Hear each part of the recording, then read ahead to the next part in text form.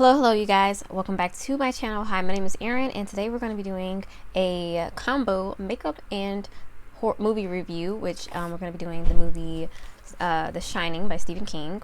I can't talk. For the month of May, I'm doing all things Stephen King, including some first-time watches to movies of his I have not seen, which is not very many, actually. Although I haven't seen many of the horror. I haven't seen many of the non-horror movies by Stephen King. But I'm going to be trying some first time watches this month of May. I'm hoping to get out 2, possibly 3, probably just 2. Let me not promise anything. And then I'm also doing some movie reviews since I've seen so many of his movies. And one of my favorites from him is The Shining. I absolutely love this movie. I already did a Carrie review. If you haven't seen that movie, that review or that video, I will try to link it up in the if I remember, or it'll be down in the description box. So check that review out first if you want to, or maybe you've never seen Carrie, go watch Carrie. It's an amazing movie, the original one, the 1976 76 or 79, one of those. Great movie. And then yeah, we're gonna be doing The Shining today, but we're also gonna be doing some makeup. So this one is what I call my makeup and movie videos, and I'm gonna be trying the Wicked Sisters 237 palette, which is obviously based on the movie The Shining. And so this is the outer packaging here, and the inside is the shadow. So when I usually do these videos, I just kind of talk about the movie as I do my makeup, but this time around I'm going to be doing it a little bit different. Each of the shade names is named after something in the movie, so I'm going to try to use the shadow and talk about the topic that's on the shade name. Now I might not use all of the shadows, but I'll go through each of them and my opinion on what the shade name is, and of course give you my rating for the movie as well. So if you're interested in seeing that, then definitely just keep on watching. If you want to just get to the end and see what my whole thoughts are of the Stephen King and skip all the makeup, then you probably go to the end of the video and you'll see my opinion there. So anyways, you guys, without further ado, we're gonna hop into it. If you like channels that talk about movies and makeup, this is the place for you. If you just like the movie reviews, I've got movie reviews on my channel. If you just like the makeup reviews, I've got makeup reviews on my channel. Or if you like both, then this type of video is definitely for you. It's a combo of them. I also do first time watches to movies. Those are quite popular on my channel. Or I also do first time trying out of makeup products, and those also are some of my favorite videos to do. So let's go ahead and get into this bad boy and talk about The Shining, probably one of my favorite movies.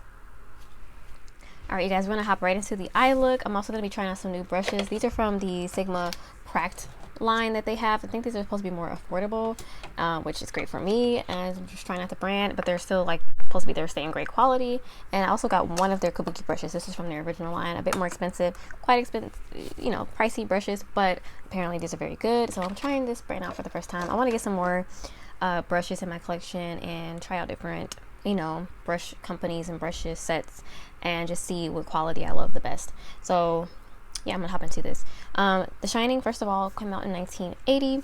It stars Jack Nicholson, Shelley Duvall, Danny Lloyd, and Scatman Crothers, and is directed by Stanley Kubrick. And he did an amazing job on this movie. Although it might not be the favorite of the author, Stephen King, I think the movie within itself is really well done and has left its mark on society for sure. And even though some of the people that love the book might not necessarily love the movie, I think I can appreciate both of them for what they are.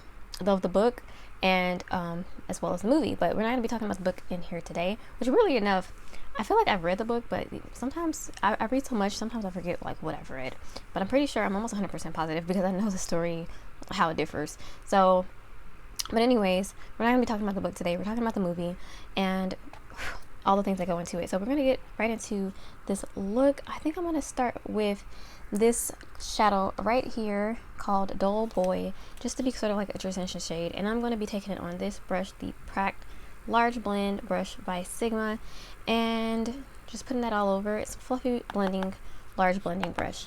So Dull Boy is in reference to Jack Nicholson's character after he starts to go a little bit mad, and he's typing on the typewriter, "All work and no play makes Jack a dull boy," which is one of the most iconic lines in the movie.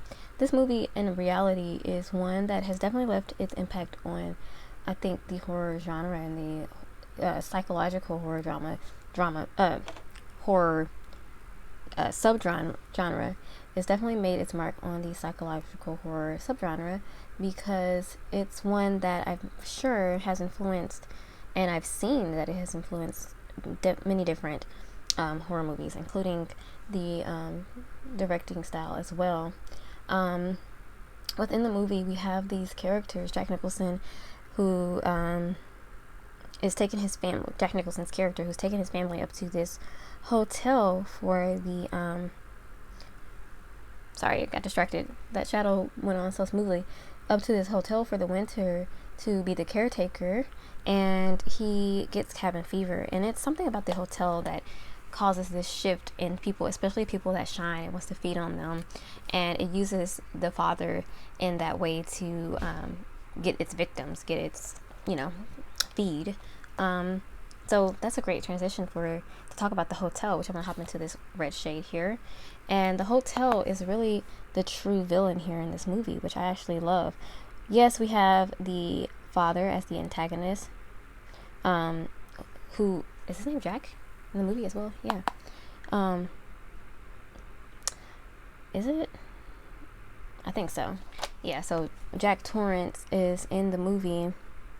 I mean, the father in the movie, played by Jack Nicholson, and he slowly goes mad and wants to off his family under the influence, of course, of the hotel. So very striking and moving movie because it goes from, even though he wasn't the best father at all, but it's interesting to see him sort of slowly turn into this villain throughout the movie. I absolutely love the way this movie was directed as well. Within the hotel, the actual setting, it's really got this sort of very creepy vibe about it, and the added atmosphere of seeing the ghost, the build up and the tension you're feeling throughout the movie definitely adds to that as well. So I think the hotel is just a really perfect villain, actually, because it's not what you're expecting.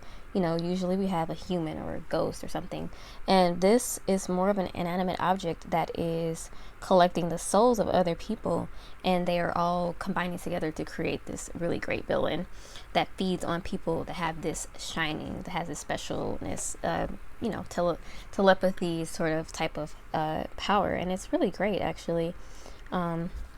Excellent movie. The son in the movie is played by Danny Lloyd, and his name is Danny. Is his name Danny Lloyd in real life? I think so. And I actually think that this little child actor did a really good job. So I'm taking that shade Doc in the outer corner. I think his acting was really good in the movie. He really portrayed this kind of kid that just is kind of a little bit different very well. And I think he did a really good job. Ooh, this brush is a little big. Let me go into the other one because that one's poking me in my eye as I get lower. I'm going to go into this one. This is the shade brush, which is going to be perfect. So I'm going to keep going into that brown and just kind of building it up in the outer and then blending it over into the crease. And I love the way Stephen King writes his characters because you can sort of definitely connect with them in different ways. So for sure, even as a kid when I watched this movie, I always felt for Danny, and even though he's a special child, I always felt for him. But Doc is what his nickname is, which is super cute. Actually, my nickname when I was younger was Rabbit, also based on Bugs Bunny, and Doc is based on that as well because he says, "What's up, Doc?" Mine was Rabbit because I used to love Bugs Bunny and the Looney Tunes, but and I used to love carrots as well. So that brown was really, really nice. What I love about Wicked Sisters is that they have really nice shadows. Alright, next I'm going to go into the shade Caretaker to deepen up just a little bit. Speaking of Caretaker, I think what's really interesting in this book is that they hint at that a lot of the caretakers are the ones that really went insane within this hotel and got that cabin fever, including the previous caretaker before Jack, who went crazy and killed his family, and now the process is repeating. And I think it's just a repeating process within this hotel to get their victims, right? Which makes me wonder if maybe somebody in the previous caretaker's family was also could shine. Maybe the twin or the sisters. I don't know if they're actually twins, but maybe one of them could shine as well. And that's an interesting concept, you know. Maybe though that's why the hotel wanted the daughters as well, or maybe not, who knows. I'm gonna take that caretaker shade onto the bottom and smoke that out a little bit. Moving on, let's go on to some other aspects of the movie that make it just so much more interesting. I think the music, or the way that the music plays into it, is very good as well. It goes really well with the atmosphere, again, with the movie.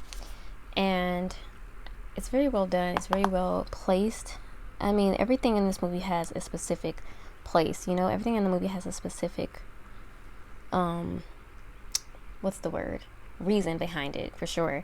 And I think that's very much on purpose, of course, with Stanley Kubrick being the director. I took a little bit of that shade Dull Boy and just blending that out. Just be a little bit less harsh there. Okay. Alright, you guys, I'm going to hop into this shade, The Shining. I've already kind of sprayed some of it that I went in with. And I'm going to put this on the outer part of the lid. The Shining is obviously talking about the special gift that Danny has, as well as Dick Halloran, who is one of the, I think he's the chef. Yeah, he's the chef. Oh, that shade is really pretty. Oh, that's pretty. He is a chef at the hotel, and he also has The Shining. Him and Danny have these conversations without even speaking to each other. Well, one conversation, and then later he contacts him, and I think it's just nice to see them bond in the movie. But I think that The Shining is just a really cool thing that Stephen King puts in not only this movie, but in quite a few other, I mean, not even of his works, I mean, in his books, where characters have like special gifts and powers.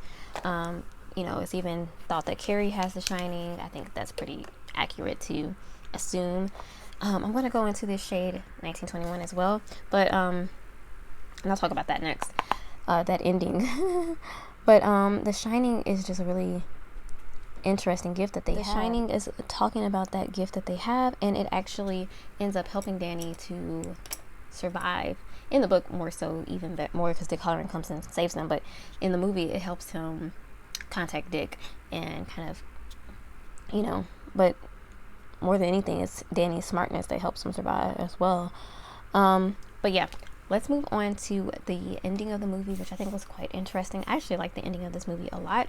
And while we're doing that, I'm going to hop into the shade Wendy. The ending of the movie, Jack is chasing Danny through the hedge maze, the hedge maze, and Danny tricks him and actually ends up surviving, whereas Jack ends up dying, which was a differ from the book. Actually, he doesn't die that way in the book, which, you know, if you haven't read the book, let me not spoil it, but yeah, he ends up dying and freezing to death in the hedge maze. And one thing about this movie is that the ending shows Jack in a photo with other party guests, and it's labeled 1921, which is quite strange because obviously he wasn't there. But the theory is that, or at least the theory I like, is that he has been kind of adopted into the history of the hotel, or he's kind of been absorbed into the hotel, and now he's just part of it. It doesn't matter if he was there in 1921, or maybe he's been reincarnated. Now he's just part of the hotel, just like any other spirit, any other ghost. And it's just really interesting. Speaking of the ghosts, those things are they give you a little shock in this movie, I'm not going to lie. At least I think so.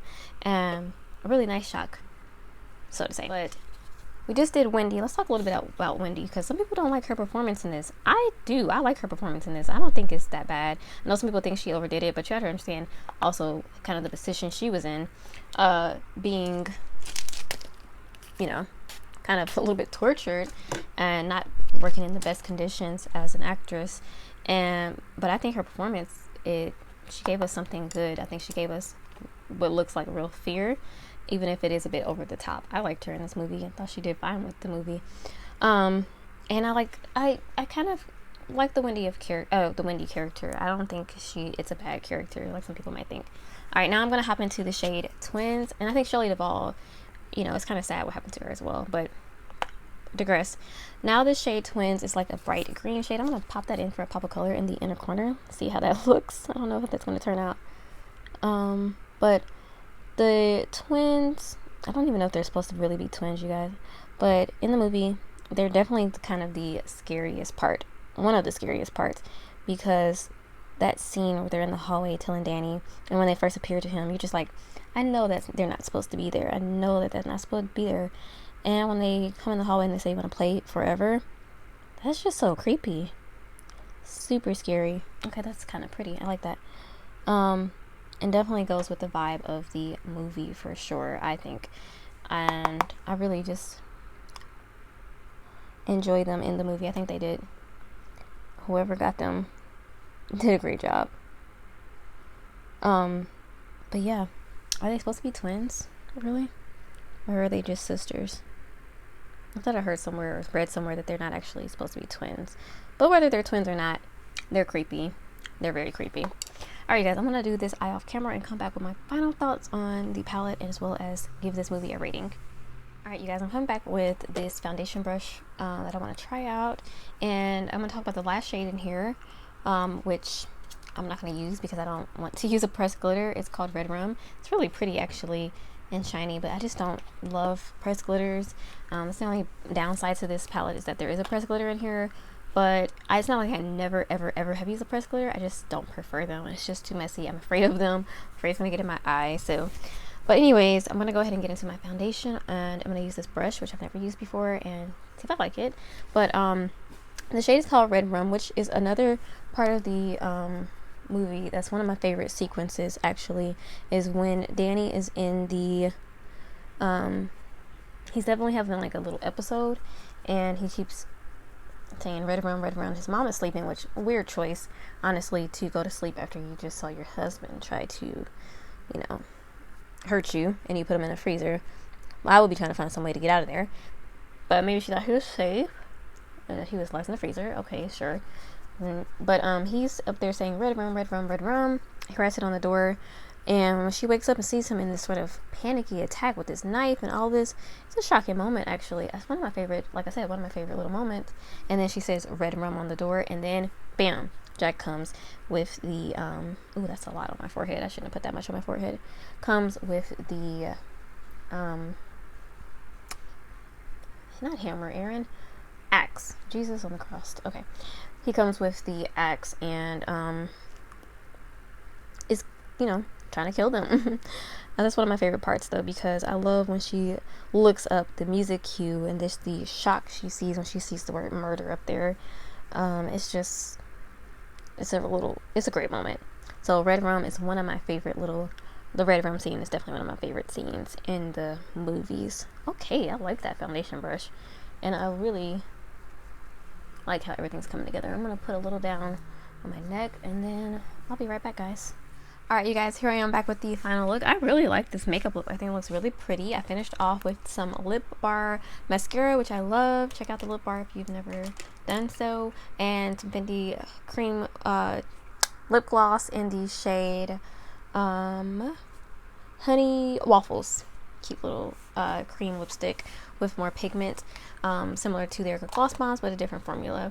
Anyways, I really love the eye look. I like this palette. Everything I've tried from Wicked Sisters, pretty much I've liked almost all of their palettes. I've liked all of their palettes, but I've loved some and liked others. And this one I'm thinking it's going to be in my love pile, because I think the eyeshadows look really pretty. They're not anything spectacular again, but I think they just go so well, you know, with the theming, and I think the formula is nice. So anyways, you guys, let me finish off with my thoughts on the movie. I think this movie is one that, again, like I mentioned in my sort of scattered all over the place review, acting is great, atmosphere is lovely. The movie overall is just puts you in another world, really, and it puts you in the shoes kind of this mom and this boy as they watch their loved one, the father, go kind of crazy. I think the atmosphere is wonderful in this movie. I think the scare is there. I think it's very creepy. It definitely is more of a psychological horror, and even though it's not like the typical like slasher and there's not like a lot of depths, for me it's even creepier because of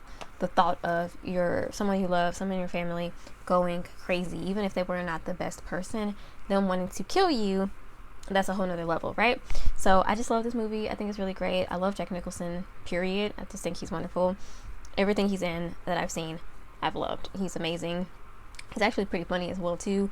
The movie Anger Management, one of my favorites of him.